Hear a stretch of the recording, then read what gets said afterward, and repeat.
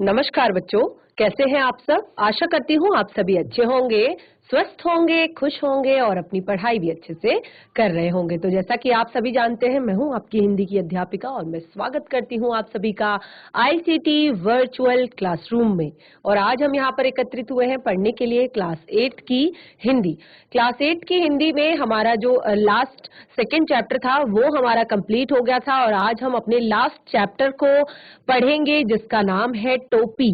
और ये चैप्टर आपकी वसंत पाठ्य पुस्तिका का लास्ट चैप्टर 18 आपका ये है।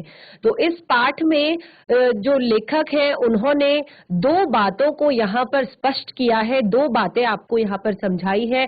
सबसे पहले कि व्यक्ति को कर्तव्य निष्ठ होना चाहिए, यानी कि उसको अपने काम के प्रति उसको लगन होनी चाहिए कि ये काम अगर उसका है तो उसको करना है। अपने कर्तव्य के प्रति उसे जागरूक होना चाहिए कि उसे क्या काम करना है, और अगर वो अपने किसी काम के लिए समर्थ है तो उसे बहाने नहीं बनाने चाहिए, उसे उस काम को जरूर पूरा करना चाहिए। और दूसरी बात, यहाँ पर प्रजातंत्र और राजतंत्र में जो अंतर है वो यहाँ पर बताया है कि क्या होता है प्रजातंत्र और क्या होता है राजतंत्र। तो इन दोनों के बारे में यहाँ पर बताया है। तो जैसे कि आप नाम से ही जानते हैं, जैसे हमारा देश एक लोकतांत्रिक देश है, लोकतंत्र और प्रजातंत्र। तो क्या होता है ये लोकतंत्र और प्रजातंत्र। प्रजातंत्र यहाँ यानी कि जहाँ पर जो शासन हो रहा है वो प्रजा के अनुसार हो रहा है, यानी कि वहां पर कोई भी निर्णय लिया जाता है वो प्रजा की इच्छा के अनुसार लिया जाता है, प्रजा के हक में लिया जाता है, प्रजा की सुविधा के लिए लिया जाता है। और दूसरा है राजतंत्र।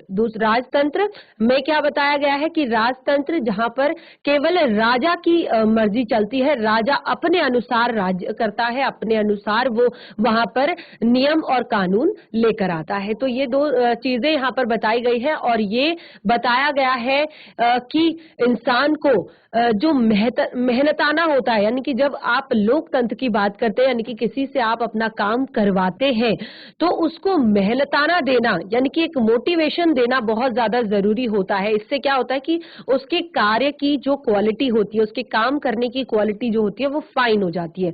अगर आप किसी से अपना काम करवा रहे हैं और उसे बदले में कुछ भी नहीं दे रहे हैं तो वो ज्यादा मन से आपके काम को नहीं करेगा।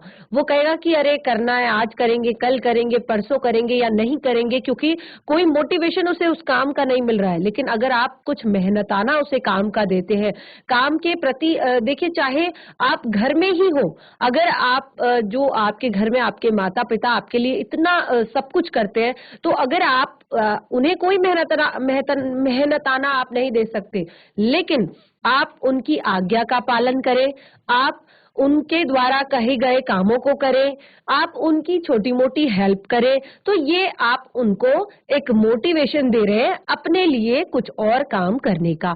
तो इस तरह से आप जिस भी व्यक्ति से अपने लिए कुछ काम करवाते हैं उसको अगर आप थोड़ा बहुत कुछ मोटिवेशन देते हैं, उसकी प्रशंसा भी अगर कर देते हैं या उसको कुछ उसकी मेहनत का फल देते हैं, तो उसके कार्य करने की जो क्षमता होती है वो दुगनी हो जाती है और कार्य की जो क्वालिटी होती है वो बहुत अच्छी हो जाती है। तो यही सारी बातें इस पाठ में बताई गई है एक छोटी सी चिड़िया गौरैया के माध्यम से। और गौरैया क्या होती है? एक छोटी सी चिड़िया होती है जो अक्सर घरों में देखी जाती है और इसको एक बहुत ही ज्यादा मेहनती चिड़िया माना जाता है।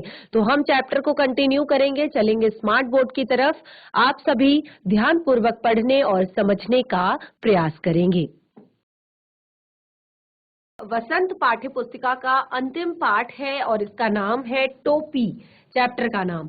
तो क्या हमें इस पाठ में एक छोटी सी चिड़िया के माध्यम से बताया गया है, ये हम यहाँ पर जानेंगे। एक थी गौरैया, यानी कि गौरैया, और एक था गवरा, यानी कि नर गौरैया। तो यहाँ पर दोनों के बारे में बताया गया है, गवर इया और दूसरा गवरा। ठीक है, एक था नर गौरैया था और एक मादा गौरैया थी। दोनों एक दूसरे के परम संगी, यानी कि साथ में ही वो उड़ते थे, साथ में ही वो उठते थे, साथ में ही वो दाना चुगते थे और साथ में ही वो घोंसला बनाकर रहते थे। जहां भी जाते, जब भी जाते, साथ ही जाते, यानी कि जहां भी उन्हें जाना होता था वो जब भी घर से निकलते थे साथ में ही निकलते थे, साथ में ही वो कहीं जाते थे। साथ हंसते, एक साथ ही रोते, एक साथ खाते पीते, एक साथ सोते।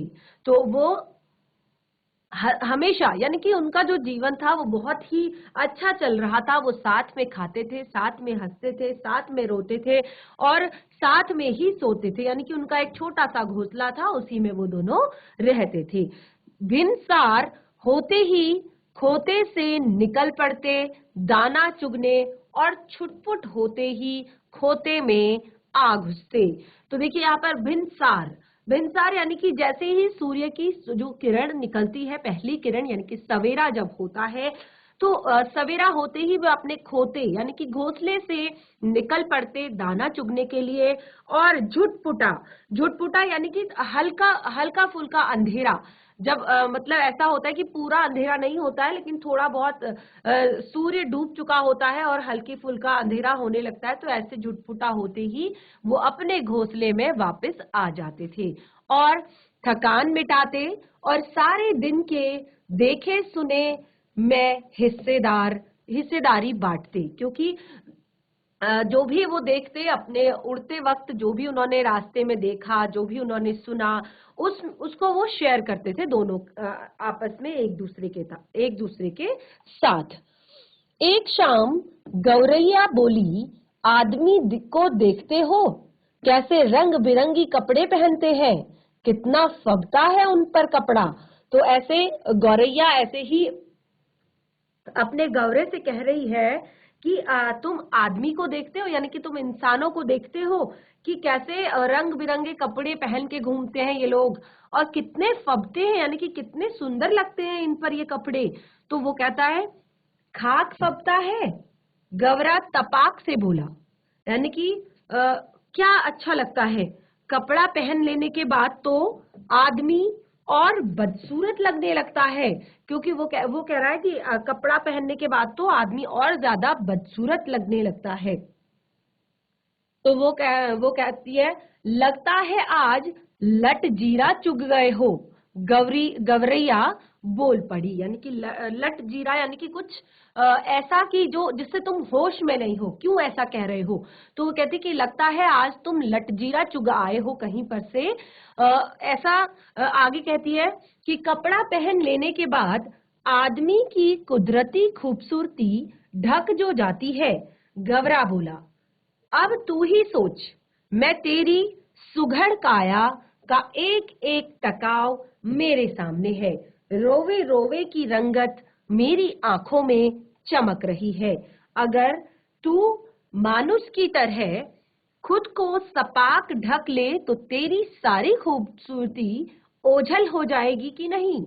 तो वो कहता है कि अपने आप को देखो, तुम कितनी सुंदर लग रही हो, कि तुम कितनी प्यारी लग रही हो, तुम्हारा एक एक पंख, एक एक पर मुझे साफ साफ दिखाई दे रहा है और कितनी सुंदर तुम लग रही हो। अगर तुम अपने आप को कपड़े से ढक लोगी तो क्या तुम सुंदर लगोगी।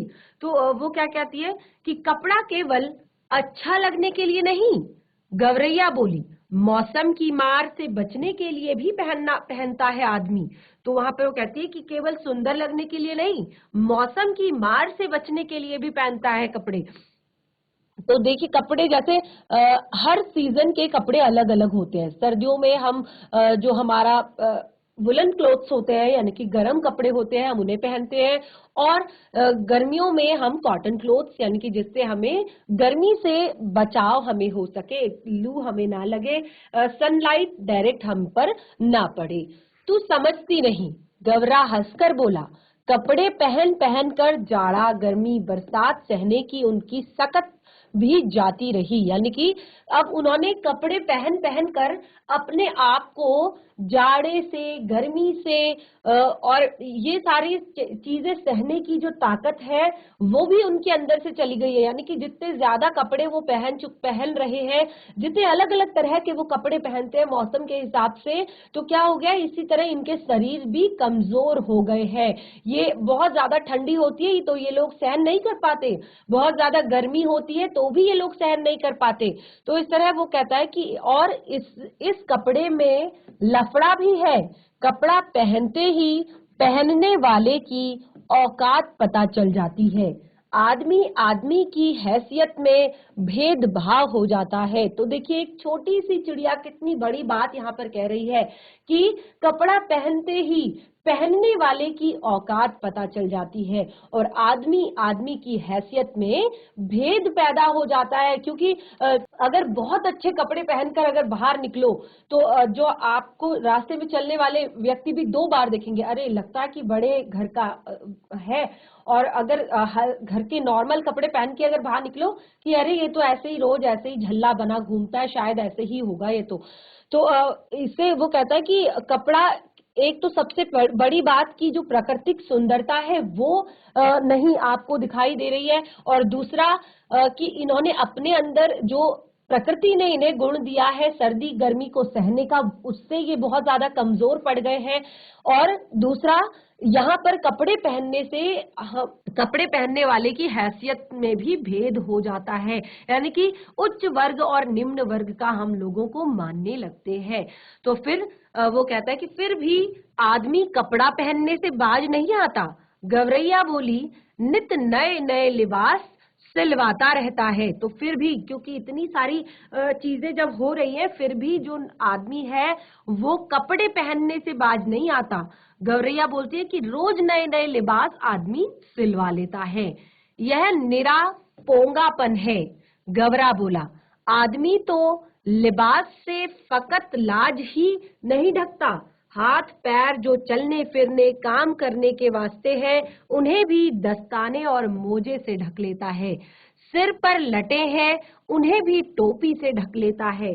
अपन तो नंगे ही भले। तो वो कहता है कि आदमी जो है वो लिबास तो केवल अपनी लाज को ढकने के लिए नहीं, हाथ पैर जो चलने फिरने के लिए हैं और काम करने के लिए है वो उन्हें भी दस्ताने और मोजे पहनकर ढक लेता है। और सर पर जो इतने सुंदर बाल हैं उन्हें भी टोपी से ढक लेता है। तो हम लोग तो ऐसे ही सही है। उनके सर पर टोपी कितनी अच्छी लगती है। देखिए चैप्टर का नाम टोपी। उनके सर पर टोपी कितनी अच्छी लगती है। गौरैया बोली, मेरा भी मन टोपी पहनने का करता है। टोपी तू पाएगी कहाँ से। फिर उसको गवरा कहता है कि टोपी तू पाएगी कहाँ से। तो गवरा बोला, टोपी तो आदमियों का राजा पहनता है। जानती है एक टोपी के लिए कितनों का टाट उलट जाता है। जरा सी चूक हुई कि नहीं, टोपी उछलते देर नहीं लगती। अब देखिए चैप्टर का नाम टोपी रखा हुआ है। अभी तक आप कंफ्यूज होंगे कि इस चैप्टर में ऐसी कोई बात नहीं आई, केवल एक चिड़िया के बारे में बात हो रही है और फिर ये टोपी का टॉपिक क्यों। तो देखिए यहाँ पर एक छोटी सी चिड़िया के मन में कितनी बड़ी बात आ रही है जब उसकी गवरैया ने कहा कि उसको टोपी बहुत अच्छी लगती है लोगों के सिर पर पहनी हुई और उसको भी टोपी चाहिए। तो उसका जो गवरा होता है वो काफी समझदार है और वो कहता है कि टोपी केवल आदमियों का राजा पहनता है। टोपी से उसका आश्रय है कि एक पगड़ी जो सम्मानित हो, सम्मान जिसके पास हो, ठीक है।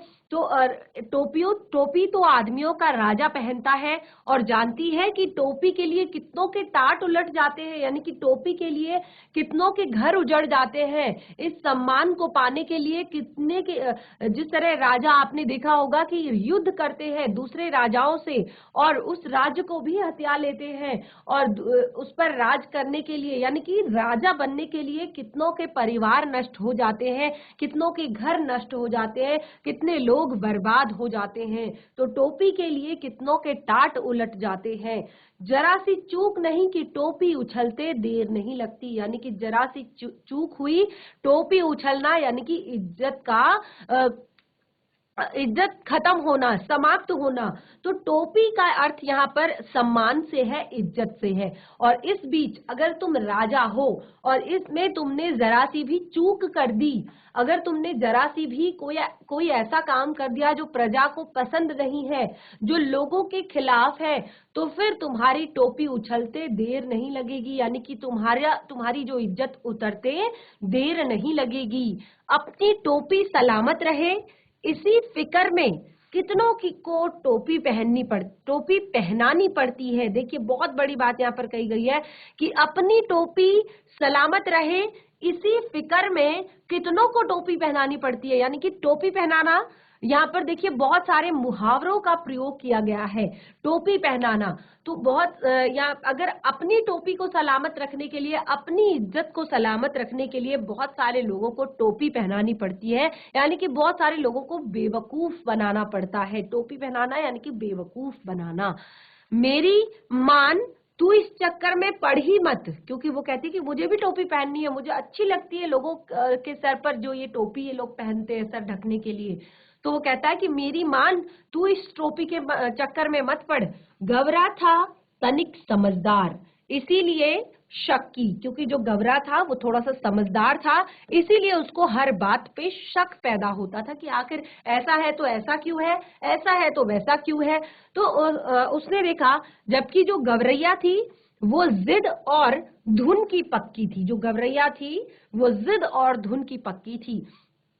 जो उसे जिद चढ़ जाती थी, जो उसे धुन चढ़ जाती थी, उसे वो कंप्लीट करके ही छोड़ती थी।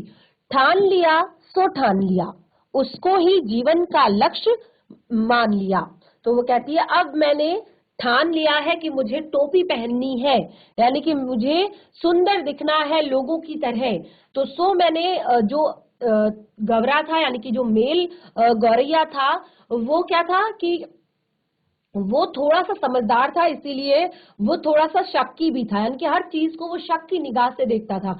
और दूसरा गवरैया जिद्दी और धुन की पक्की थी, यानी कि वो थोड़ा सा जिद्दी थी और अपनी धुन की पक्की थी। तो वो कहती है कि मैंने ठान लिया सो ठान लिया।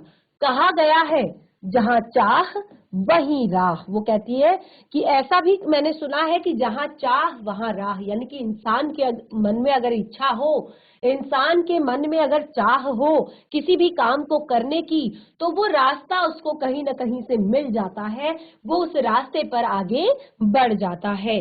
मामूल के मुताबिक अगले दिन दोनों घूरे पर चुगने निकले, यानी कि अपने नियम के मामूल, यानी कि जो उन्होंने एक नियम बनाया हुआ था, ये सारी बातें वो रात को कर रहे थे जब वो दाना चुगने के बाद घर में आ गए थे और आराम कर रहे थे। तो ये रात के समय ये सारी बातें हो रही थी और अपने नियम के अनुसार अगले दिन फिर वो दोनों घूरे पर चुगने के लिए निकले और चुगते चुगते उसे रुई का एक फाहा मिला।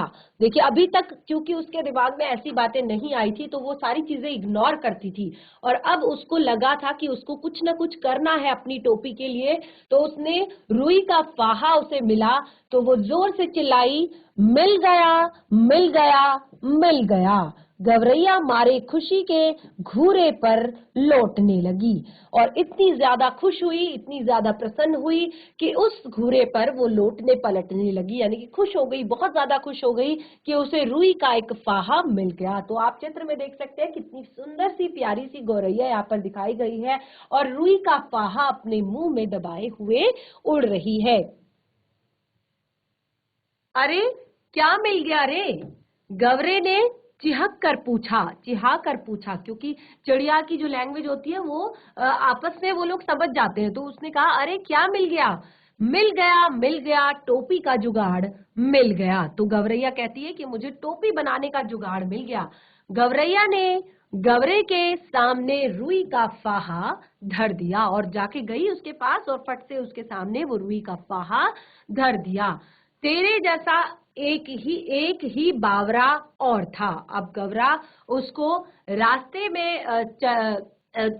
में चलते हुए मतलब वहां पर रुककर एक कहानी उसे सुनाने लगा कि तेरे ही जैसा एक और बावरा था, बावरा एक और था, यानी कि जैसे तू पागल है ना, बिल्कुल जिद्दी है, झल्ली है और तू चीजों की जिद करने लगती है, बिल्कुल तेरे जैसा एक और बावरा था। बावरा यानी कि पागल।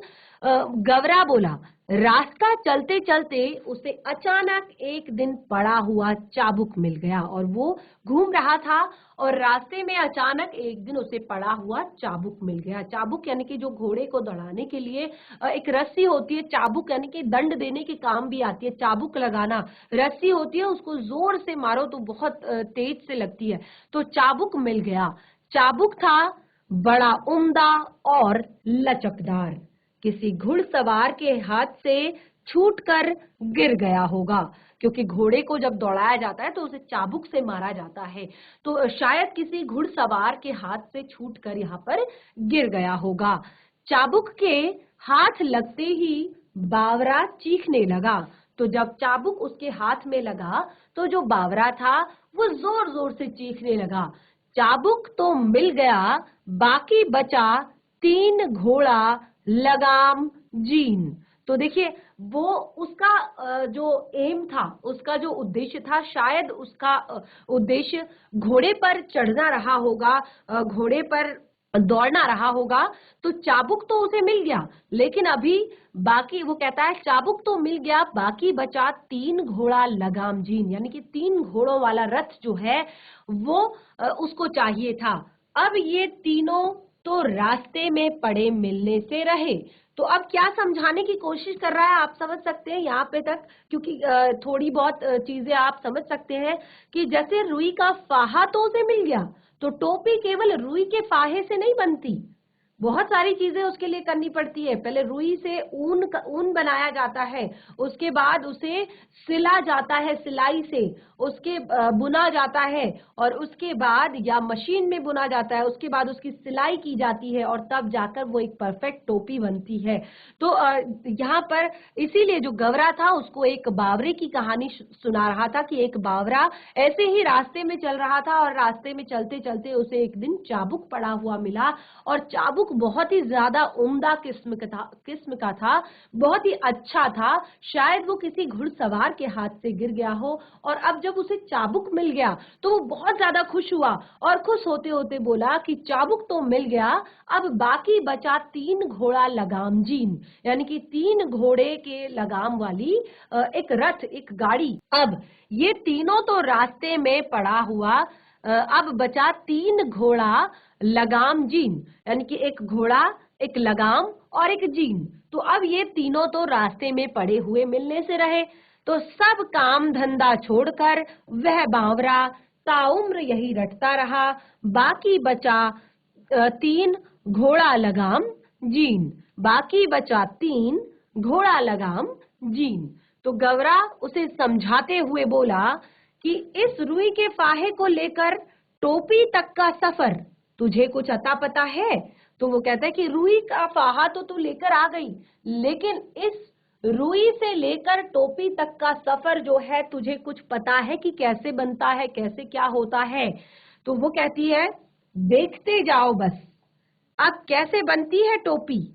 गौरैया रुई का फाहा लिए एक धुनिया के पास चली गई, बड़े मनुहार से बोली, दुनिया भैया इस रुई के फाहे को धुन दो। तो रुई में से अगर कुछ भी बनाने से पहले उसको धुना जाता है, अच्छे से उसको पीटा जाता है, अच्छे से उसको मैश किया जाता है, मिक्स किया जाता है, स्ट्रॉन्ग बनाया जाता है।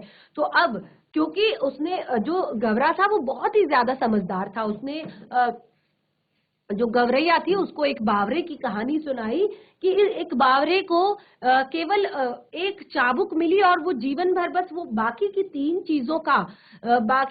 चीजों को रटता रहा, यानी कि उसने कभी भी उन चीजों को वो प्राप्त कर सकता था अगर वो चाहे तो, अगर मेहनत करता तो शायद वो उन तीनों चीजों को प्राप्त कर सकता था, लेकिन वो केवल जीवन भर यही रटता रहा, बाकी बचा 3 घोड़ा लगाम जीन, बाकी बचा 3 घोड़ा लगाम जीन। तो ये ना तो घोड़ा, ना लगाम, ना जीन, ये उसको कभी भी रास्ते में पड़ी हुई नहीं मिल सकती थी। तो गवरा उसे समझाता है कि केवल रुई के फाहे से तेरा ये टोपी बनने वाला नहीं है, क्योंकि इसके बीच का सफर बहुत लंबा होता है। तो वो कहती है कि चलो अभी मैं तुम्हें बताती हूँ कि कैसे बनती है टोपी। तो वो उसे एक धुनिया के पास ले गई, यानी कि जो रुई धुनने का काम करता है, रुई की सफाई का काम करता है, और बोली दुनिया भैया इस रुई के फाहे को धुन दो।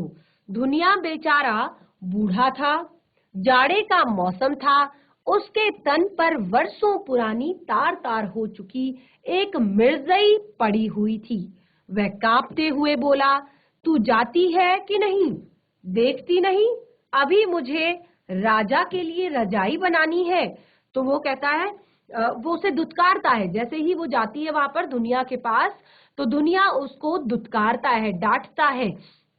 क्या कहता है, क्योंकि जाड़े का मौसम था और जो दुनिया था वो बेचारा बूढ़ा हो चुका था और उसके शरीर पर वर्षों पुरानी एक मिर्जई, मिर्जई यानी कि जो एकदम पूरे बदन को ढकी हुई एक ड्रेस होती है, वो उसने पहनी हुई थी और काफी जीर्ण वो हो चुकी थी, यानी कि बहुत ज्यादा पुरानी हो चुकी थी, बहुत ज्यादा नष्ट कई जगह से वो हो गई थी। और वो कांपते हुए चिड़िया को बोला कि तू जाती है कि नहीं, देखती नहीं है कि मैं राजा के लिए रजाई बना रहा हूँ। तो अब वो कहता है कि मैं राजा के लिए रजाई बना रहा हूँ, तो तेरा कुछ भी काम मैं अभी नहीं कर सकता। तो एक तो यहाँ एक तो यहाँ का राजा ऐसा है कि जो चाम का दाम चलाता है, ऊपर से तू आ गई फोकट की रुई धुनवाने। तो वो कहता है कि एक तो यहाँ का राजा ऐसा है जो चाम का दाम चलाता है, यानी कि बहुत ही ज्यादा कंजूस है, बहुत ही ज्यादा ऐसा है कि बहुत ज्यादा काम कराता है और बिल्कुल बहुत ही ज्यादा कम मेहनताना वो देता है। और दूसरा, तू आ गई ऊपर से फोकट में काम करवाने के लिए। तो वो कहती है, उर्ज न करो भैया, गवरैया बोली, मैं तुम्हें पूरी उजरत दूंगी, यानी कि तुम बिल्कुल भी परेशान मत हो, बिल्कुल भी दुखी मत हो, मैं तुम्हें पूरा मेहनताना दूंगी तुम्हारा, मैं तुम्हारी पूरी उर्जत जो तुम कर रहे हो काम, वो उसका पूरा मेहनताना तुम्हें दूंगी। इसे ढूंढ दो भैया, आधा तू ले ले, आधा मैं ले लूंगी। तो वो कहती है कि ठीक है, मैं तुम्हें पूरा मेहनताना दूंगी। और देखिए, क्योंकि उसके पास इसके अलावा और कोई चीज नहीं थी देने के लिए, तो वो कहती है ठीक है, इसमें से आधी रुई तुम रख लो और आधी रुई मुझे दे दो ढूंढ के, लेकिन ढूंढ दो प्लीज। दुनिया को अपनी जिंदगी में आज तक इतनी खरी मजदूरी कभी नहीं मिली थी। तो दुनिया जो था वो उसको लगा कि क्या आज तो बहुत ही मतलब बहुत अच्छी मजदूरी उसे मिल रही है, यानी कि आधी रुई उसे मिल रही है, अपने काम की आधी मजदूरी, यानी कि जो काम करवाने वाला व्यक्ति है वो पूरा आधा पैसा उसे दे रहा है। यानी कि एक तरह से वो कहता है कि कभी अपनी जिंदगी में इतनी खरी मजदूरी कभी नहीं मिली। 16 आने में 8 आने मजूरी, यानी कि इसके लिए सपना थी। 16 आने में 8 आने, यानी कि ठीक है आधा पैसा, कि अगर उसके पास 100 रुपीज है तो उसने कहा भैया मेरा काम कर दो, भले ही 100 रुपए में से 50 रुपए तुम रख लो, ठीक है। तो इसी तरह वो कह रहा है कि 16 आने में से 8 आना मजूरी मिलना, ये बहुत बड़ी बात थी उसके जीवन में। आज तक उसको इतना ज्यादा मेहनताना किसी ने नहीं दिया था और वो झट से तैयार हो गया।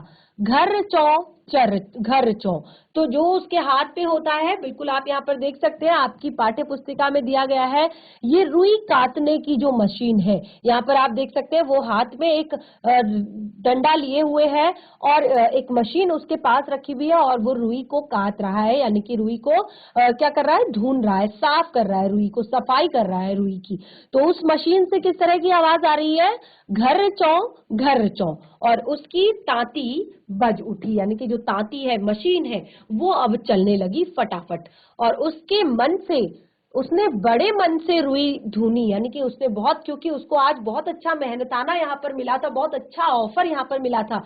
तो उसने क्या किया कि बड़े मन से, बहुत अच्छे से, देखिए इंसान अपने मन का काम करता है। कई बार क्या होता है कि काम वो अपने मन का कर रहा है, लेकिन कब तक वो अपने मन के काम को बिना मजदूरी के करता रहेगा। उसको थोड़ा बहुत मोटिवेशन तो अपने जीवन में चाहिए कि वो उस काम को करे, तो करे अच्छे से, कि जिससे उसको थोड़ा बहुत मेहनताना मिल जाए, उसका घर चल जाए, उसका परिवार चल जाए और वो संतुष्टि के साथ अपने उस काम को करे। और दूसरा, नए नए तरीकों से करे और नया इन्वेंशन उस काम में लेकर आए और नई चीजें सिखाए लोगों को, नए काम वो करे। तो देखिए, अब आज जो यहाँ पर दुनिया था वो बहुत ही ज्यादा खुश हो गया, उसने फटाफट अपनी मशीन चलानी शुरू की और वो बड़े मन से रुई ढूंढने लगा, यानी कि जिस काम को वो अभी तक आलस में कर रहा था, क्योंकि राजा जो था वो बहुत ही एक तरह से कहे तो बहुत ही ज्यादा कंजूस था। वो बहुत मतलब लोगों से सिर्फ काम करवाता था, उनकी मेहनताना उन्हें बिल्कुल भी नहीं देता था या ना के बराबर देता था। तो अब उसने रुई को ढूंढा और आधा धुनिये ने ले लिया और आधी रुई गवरैया ने ले ली। और इससे उत्साहित गवरा गवरैया के एक कोरी के यहाँ गए। इससे उत्साहित, क्योंकि वो खुश हो गया। अब उस एक लेवल वो क्रॉस कर चुकी थी, एक लेवल वो पार कर गई थी। देखिए उसके लिए ये एक बहुत टफ था कि वो एक रुई से अपने लिए टोपी बनवाए। ठीक है, ये बहुत टफ काम था। तो एक लेवल वो पार कर चुकी थी, तो इससे वो बहुत ज्यादा उत्साहित थी। देखिए उसको अपने काम में सफलता मिली, जिस काम को उसने मन से सोचा था, तो वो अब और ज्यादा एक्साइटेड हो गई अपने काम को आगे बढ़ाने के लिए। तो फिर दोनों गवरा और गवरैया एक कोरी के यहाँ गए और कहने लगे, कोरी भैया, इस धुनी हुई रुई से सूत काट दो, क्योंकि सूत से ही तो टोपी बनाई जाएगी, सूत से ही तो ऊन बनेगा। तो वो कहती है कि कोरी भैया, इस धुनी से सूत काट दो, इस धुनी हुई रुई से, क्योंकि रुई की सफाई करके मैं लेकर आ गई हूँ। अब तुम्हारा काम है कि बस इससे तुम सूत काट दो, यानी कि सूत बना दो, रस्सी इससे बना दो। कोरी की कमर झुकी हुई थी। जो कोरी था वो भी बूढ़ा था, उसकी कमर बहुत ज्यादा झुकी हुई थी। बदन पर धज्जी धज्जी हो चुका एक धुस्सा डाल रखा था, और उसने भी अपने बदन पर, यानी कि बहुत अच्छे कपड़े उसने भी नहीं पहने हुए थे, बदन पर बहुत ही ज्यादा धज्जी धज्जी यानी कि बहुत ज्यादा खराब हो चुका एक धूसा डाला हुआ था, यानी कि गर्म कपड़ा एक पहना हुआ था। और वे बड़ी अनिच्छा से बोला, यानी कि उसने बहुत ही अनिच्छा से बोला, यानी जैसे उसको बिल्कुल मन ना हो बात करने का। तुम लोग यहाँ से भागते हो कि नहीं? तो उसने बहुत ही अनिच्छा से, कि उसको भगाने का भी मन नहीं है, वो बहुत ज्यादा आलस में पड़ा हुआ है, बहुत ज्यादा परेशान है, मन उसका बहुत ज्यादा खिन्न है। तो वो कह रहा है, तुम लोग यहाँ से भागते हो कि नहीं? देखते नहीं, मुझे अभी राजा जी के अचकन के लिए सूत काटने हैं। तो वो कहते हैं कि तुम यहाँ से भागो, मेरे पास तुम्हारे लिए टाइम नहीं है, मुझे अभी राजा की अचकन के लिए सूत काटना है। तो अभी तक आपने क्या देखा? देखिए जो मैंने अभी आपको यहाँ पर बताया था कि राजतंत्र और प्रजातंत्र, और क्या यहाँ पर बताया था कि राजा क्या होता है, और सबसे पहली लाइन यहाँ पर बताई गई गौरई मेल गौरैया जो है उसके माध्यम से, कि कपड़ों के माध्यम से व्यक्ति की हैसियत पता चल जाती है। जैसे यहाँ पर आप देख सकते हैं, सबसे पहले जब वो धुनिया के पास गए थे, तो धुनिया जो था उसने बहुत अच्छे कपड़े नहीं पहने हुए थे, उसने केवल एक मुंगला ही पहना हुआ था, और वो भी काफी जीर्ण अवस्था में था, बहुत खराब वो कपड़ा था, और वो राजा के लिए रजाई बना रहा था। और यहाँ पर भी देख सकते हैं सिचुएशन, जो यहाँ पर कोरी है उसके कपड़े भी आप देख सकते हैं, जो उसने धुस्सा पहना हुआ है वो बहुत ज्यादा धज्जी धज्जी हो चुका है, यानी कि बहुत फटा है, बहुत जगह से वो खराब हो चुका है। तो वो बहुत ज्यादा अनिच्छा से बोलता है कि तुम लोग यहाँ से जाओ, क्योंकि मैं राजा जी के लिए अचकन बना रहा हूं। तो देखिए कपड़ों में अंतर और कपड़ों से हैसियत में अंतर देखिए कितना पता चल रहा है। इंसान की जो असलियत है, जो यहाँ पर एक वर्ड यूज किया गया है औकात, उसकी जो है वो यहाँ पर पता चल रही है। तो आप देख सकते हैं कि मुझे राजा के अचकन के लिए सूत काटने हैं, मुझे फुर्सत नहीं है और मुफ्त मल्लार गाने की, यानी कि मुझे फुर्सत नहीं है मुफ्त मल्लार गाने की, मुझे मुफ्त में कोई काम करने का फुर्सत नहीं है अभी मेरे पास। भैया इस तुलुक में सब काम क्या राजा जी के लिए ही होता है? इस मुल्क में, सॉरी भैया, इस मुल्क में क्या सब काम राजा जी के लिए ही होता है? क्योंकि इससे पहले गौरैया जहाँ गई वो भी राजा के लिए रजाई बना रहा था, और अभी गौरैया जहाँ पर है वहां पर भी राजा जी की सेवा के लिए उनका अचकन तैयार किया जा रहा है। और इस बात को गौरैया बहुत ही ज्यादा आश्चर्य से बोली कि भैया यहाँ पर क्या सारे काम केवल राजा जी के लिए होते हैं? तो वो कहता है, तू किस मुल्क से आई है? कोरी ने उसे आंख भर देखा, जानती नहीं कि यहाँ का चलन खट में मेरे बरधा बैठा खाए तुरंग। तो वो कहता है कि तू कौन से मुल्क से आई है? कोरी ने उसे आंख भर देखा, यानी कि थोड़ा सा उसकी तरफ आंख घुमाई और थोड़ा सा उसकी तरफ देखा और कहा कि जानती नहीं है यहाँ का चलन, यहाँ का रिवाज तुझे पता नहीं है? और खट मरे बरधा बैठा खाए तुरंग, यानी कि यहाँ के जो सारे काम हैं वो राजा जी के नाम पर और राजा जी के लिए ही होते हैं। कि जो खट मरे बरधा, यानी कि जो सारे काम होते हैं वो लोग करते हैं, बैठा खाए तुरंग, और बैठकर खाता है राजा। जो यहाँ का राजा है वो बैठकर खाता है, यानी कि यहाँ सारे काम केवल राजा जी के लिए होते हैं, राजा जी के नाम पर होते हैं। राजा जी के लिए लघुए भगुए भी तो बहुत है, इसी में उनका भी काम होता है। यानी कि राजा जी के लघुए भगुए, यानी कि राजा जी के साथ जो लगे रहते हैं, कोई मंत्री है, कोई महामंत्री है, कोई ज्योतिष है, कोई कोई यहाँ पर सुझाव देने वाला है, कोई नृत्य करने वाला है, कोई संगीत बजाने वाला है, कोई कपड़े धोने वाला है, कोई खाना बनाने वाला है। तो राजा जी के लघुए भगुए भी बहुत है, यानी कि राजा जी केवल साथ में नहीं है, उनके बहुत सारे मंत्री और महामंत्री और सैनिक और सेनापति और भी सलाहकार या कहे तो ज्योतिष, तो बहुत सारे लोग भी उनके साथ हैं, और इसी में उनका काम भी होता है, यानी कि साथ साथ इसके साथ साथ उनका काम भी होता है।